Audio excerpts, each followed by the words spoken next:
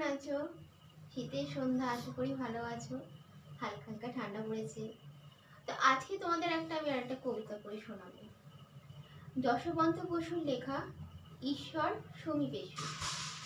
আমার গৃহে এবার কিছু উন্নয়ন হোক। হে ঈশ্বর, যে জায়গাটি অন্ধকার সেখানে এক রূপবান বাতিস্তম্ভ বসিয়ে দিন।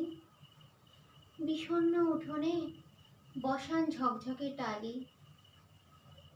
সারিবদ্ধ মৌসুমি ফল, ভাঙাচোরা দুঃখ কষ্ট, ঝগড়াঝাটি ও মলিন দেয়াল উড়িয়ে একখানা মুক্ত মঞ্চ বানান। তার এক প্রান্তে রাখুন সুদৃশ্য ক্যাকটাস, অন্যদিকে এলইডি টিভি। দুপুরে উচাটন আর বিকেলের মন খারাপের মতো মামুলি ছাইপাশ মুছে একটি হস্তশিল্প প্রদর্শনী করা যেতেই পারে, যার শুরুতে থাকবে কালজয়ী বাংলা গান আর শেষকালে আদিবাসী নৃত্য ও বস্ত্র বিতরণ।